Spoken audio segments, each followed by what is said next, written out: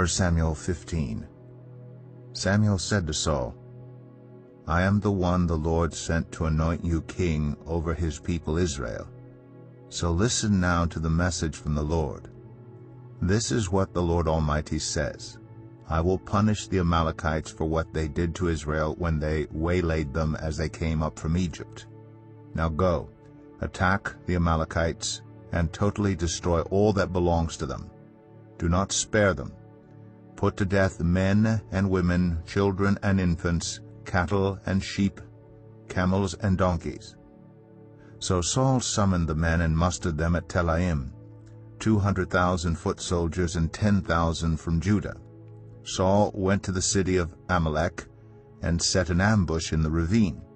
Then he said to the Kenites, Go away, leave the Amalekites, so that I do not destroy you along with them. For you showed kindness to all the Israelites when they came up out of Egypt. So the Kenites moved away from the Amalekites. Then Saul attacked the Amalekites all the way from Havilah to Shur, near the eastern border of Egypt.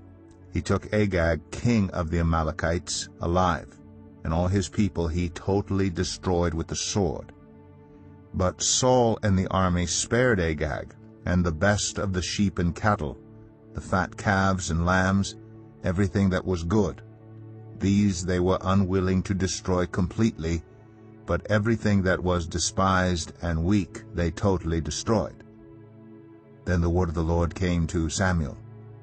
I regret that I have made Saul king, because he has turned away from me and has not carried out my instructions. Samuel was angry, and he cried out to the Lord all that night. Early in the morning Samuel got up and went to meet Saul, but he was told, Saul has gone to Carmel. There he has set up a monument in his own honor and has turned and gone on down to Gilgal. When Samuel reached him, Saul said, The Lord bless you. I have carried out the Lord's instructions. But Samuel said, What then is this bleating of sheep in my ears? What is this lowing of cattle that I hear? Saul answered, The soldiers brought them from the Amalekites. They spared the best of the sheep and cattle to sacrifice to the Lord your God, but we totally destroyed the rest. Enough, Samuel said to Saul. Let me tell you what the Lord said to me last night. Tell me, Saul replied. Samuel said, Although you were once small in your own eyes, did you not become the head of the tribes of Israel? The Lord anointed you king over Israel, and he sent you on a mission, saying, Go and completely destroy those wicked people, the Amalekites. Wage war against them until you have wiped them out. Why did you not obey the Lord? Why did you pounce on the plunder and do evil in the eyes of the Lord? But I did obey the Lord, Saul said. I went on the mission the Lord assigned me. I completely destroyed the Amalekites and brought back Agag their king. The soldiers took sheep and cattle from the plunder, the best of what was devoted to God, in order to sacrifice them to the Lord your God at Gilgal. But Samuel replied, Does the Lord delight in burnt offerings and sacrifices as much as in obeying the Lord? To obey is better than sacrifice, and to heed is better than the fat of rams. For rebellion is like the sin of divination, and arrogance like the evil of idolatry. Because you have rejected the word of the Lord, he has rejected you as king. Then Saul said to Samuel, I have sinned. I violated the Lord's command and your instructions. I was afraid of the men, and so I gave in to them.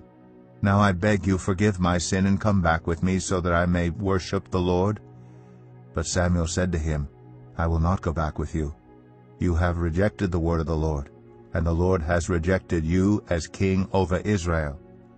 As Samuel turned to leave, Saul caught hold of the hem of his robe, and it tore. Samuel said to him, The Lord has torn the kingdom of Israel from you today, and has given it to one of your neighbors, to one better than you. He who is the glory of Israel does not lie or change his mind, for he is not a human being, that he should change his mind. Saul replied, I have sinned. But please honor me before the elders of my people and before Israel. Come back with me, so that I may worship the Lord your God. So Samuel went back with Saul and Saul worshipped the Lord. Then Samuel said, "Bring me Agag, king of the Amalekites."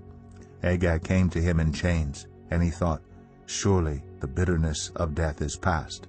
But Samuel said, "As your sword has made women childless, so will your mother be childless among women." And Samuel put Agag to death before the Lord at Gilgal. Then Samuel left for Ramah, but Saul went up to his home in Gibeah of Saul. Until the day Samuel died, he did not go to see Saul again, though Samuel mourned for him, and the Lord regretted that he had made Saul king over Israel.